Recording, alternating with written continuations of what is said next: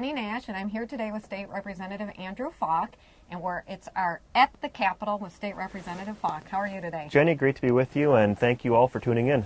Well, it's a kind of a big week. We've got the budget forecast scheduled for tomorrow, and maybe you can tell us a little bit more about the budget forecast and what the report actually means. Well, that's correct. What we'll be seeing is what's called the February forecast, and that will be the numbers that we actually do any supplemental budgeting off of. Now, this is not a budgetary year. We put the budget in place last year. I didn't vote for it. I didn't think it was a very good budget, and we can explain a little bit of that. But tomorrow will be the official numbers that the legislature works off of.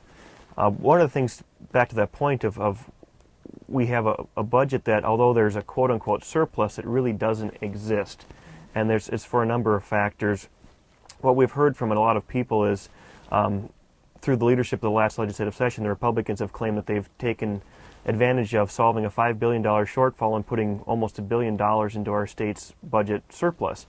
And that's really not accurate, because when we have to go and account for things like a $3 billion school shift and the fact that there was no revenue raised, but they were willing to go and put debt onto the books in the form of the tobacco bond, we actually have about $750 million of debt that we're carrying there, in addition to repaying the principal payments. Those will be the interest costs.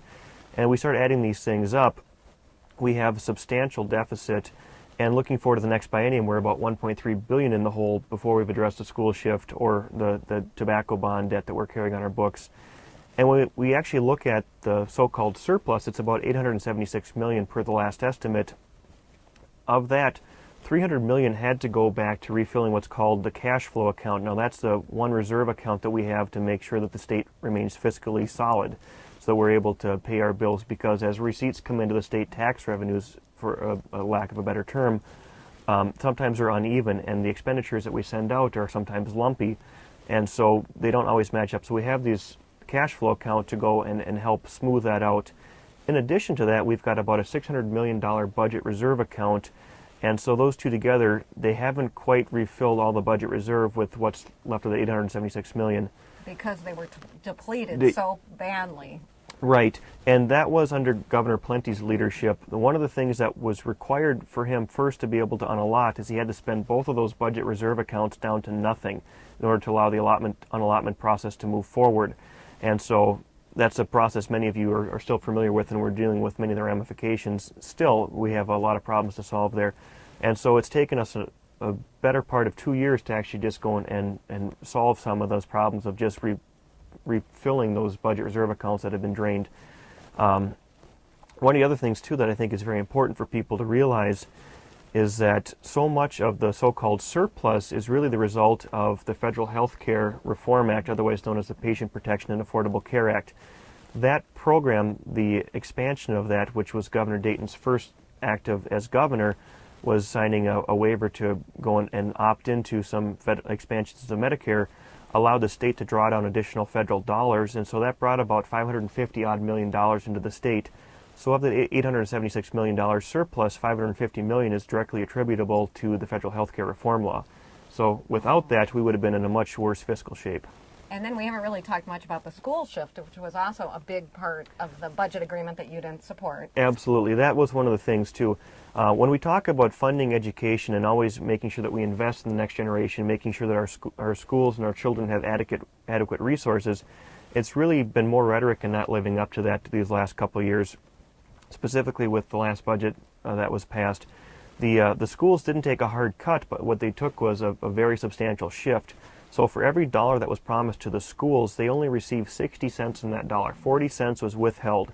And that's what the so-called school shift is. It really accounts to, I would say, about $3 billion, if not a little bit more, when we actually account for the interest costs.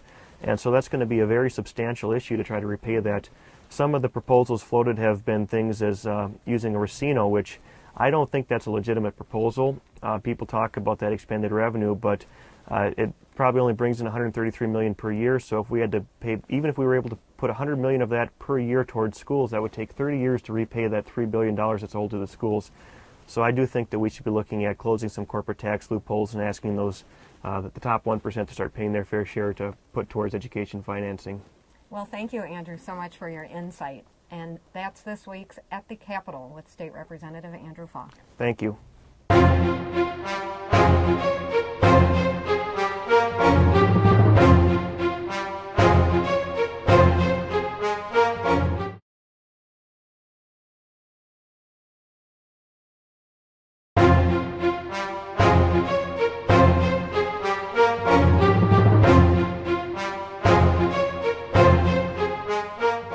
Hi, this is Jenny Nash, and I'm with State Representative Andrew Falk at the Capitol today.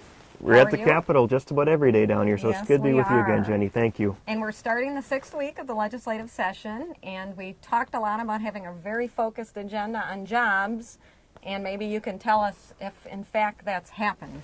Well, my key focus for this entire legislative session has been on a bonding bill and jobs legislation, and I've been very consistent in that. And I think that's what we heard from a lot of people, both sides of the aisle, that coming into this legislative session, there was going to be a focus on jobs, and I'm just disappointed to say that we have not seen it. As you said, we are in the 6th week of the legislative session, and we have yet to see a single jobs bill get brought to the House floor. I'm very disappointed in that.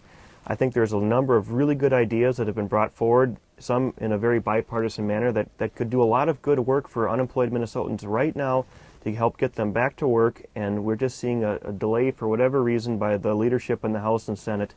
And so I'm just urging people to contact your representatives, contact your senators, contact the leadership and say we want to see jobs legislation. That's the most important thing we can be doing right now.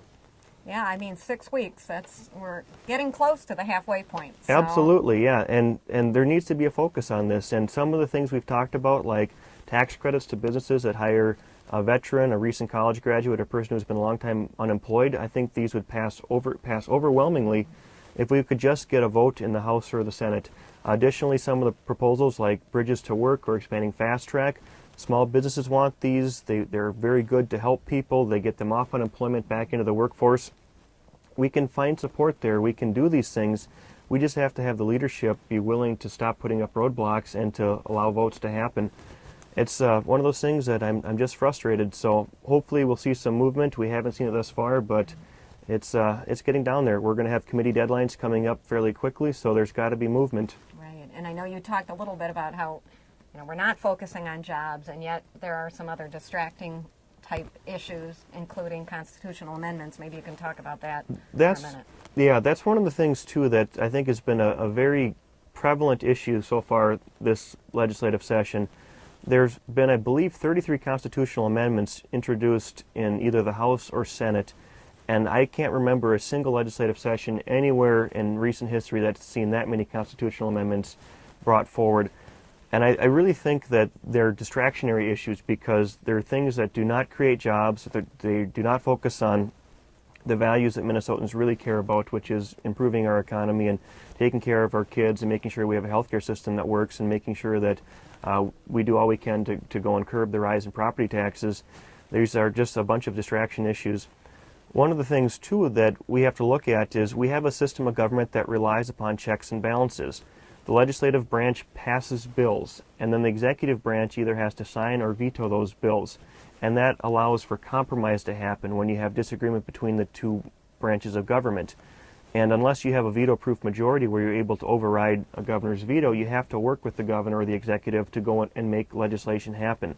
And I think what we're seeing right now from the Republican majority caucuses is that there's an unwillingness to compromise on anything. Compromise has become such a bad word in their circles that unless they can have everything they want and more, they're unwilling to try to work to go and structure a deal. And so in the instances when the Governor Dayton has said that I don't approve of all the provisions in these bills, or I want to work with you to find some compromise on things we agree upon, they've not been willing to do so. So they're willing to go and put a lot of issues potentially up for as constitutional ballot or constitutional amendments as initiative and referendum questions on the ballot. And that's one of the things that it's really not how our system of government is supposed to work. We're supposed to be able to have compromise. And this idea of, well, if the governor vetoes it, we'll just put it up to a vote on the ballot, it's such a poor way to govern, and it's really showing that people don't want to do the hard work of actually getting down into the issues and compromising. Right. It's the whole checks and balances kind of gets out of whack. Yeah, and it's one of the things that, I mean, that's part of how you work in the system. You don't get everything you want. You have to figure out compromise. You have to work with people from, whether it's the administration, the governor, other parties. You have to get buy-in, and that's really what the art of it is. Good legislating requires compromise, and you're not going to get everything you want. So let's get past that mindset and let's get down to doing some real work. Well, thank you so much. That's Andrew Falk today at the Capitol. Good to be with you. Thank you.